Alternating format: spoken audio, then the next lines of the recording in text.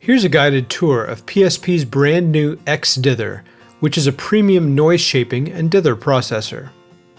Dither and noise shaping is most often used during the mastering phase of production to randomize quantization error when converting a signal to a lower bit depth. At the top left of the plugin are signal lights, which let you know when audio is passing through the plugin. At the top right is the Activate button, which lets you activate or bypass the entire plugin. The X Dither plugin is really designed to be used in dither mode.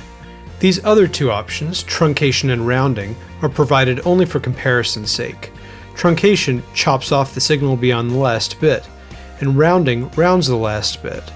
But you'll get the highest quality results by engaging dither mode. Once dither is engaged, you have 6 choices for noise shaping, 3 new ultra-smooth noise shaping algorithms, and 3 from the PSP Xenon Mastering Limiter plugin. In Smooth NS, A has the weakest noise shaping, while C has the strongest. Use the dither shape control to control how the dither is shaped.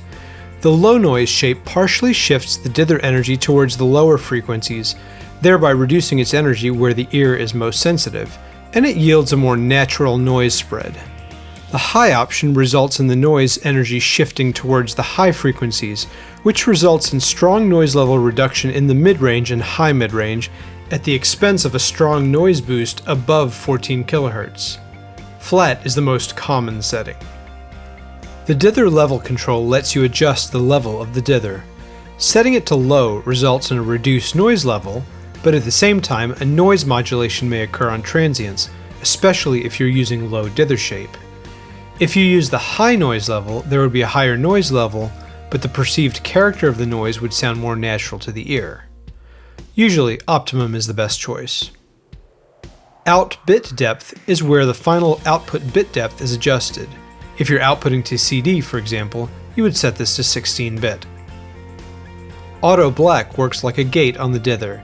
If the signal passed through the gate goes silent, auto black also mutes the dithering or noise shaping to achieve true digital zero. Clip sets the output clip of the signal above 0 dB full scale, in case the dithering or noise shaping pushes the signal beyond digital zero. And now, some power user tips for getting the best results from PSP X Dither. If you're new to dithering, an easy way to really hear the effects of X Dither is to set the bit depth to 8 or 12 bits. Even though 8 or 12 bits are rarely used nowadays, these settings will make the effects much more pronounced and let you hear the different types of dithering and noise shaping with greater precision. Dither and noise shaping should always be the last processor in the chain, including any fades, crossfades, or fader moves. Dithering and noise shaping should also always occur after sample rate conversion, if any is taking place. It's best to reduce the input gain by 0.1 dB to make sure that the dither and or noise shaping doesn't push the final signal over the 0 dB line. The easiest way to do this is to go to your master bus and either insert a gain or trim plugin before X Dither, reducing the gain by 0.1 dB, or if you're using a limiter like Xenon, reduce its output parameter by 0.1 dB. Most digital audio workstations work at an internal resolution of 32-bit floating point. Consider keeping the highest available bit depth for as long as possible on the way to mastering. Then, use X Dither anytime you're bouncing a file with a word length shorter than the mix bus of the program. For example, if you're making a 24-bit master or a 16-bit file for CD burning.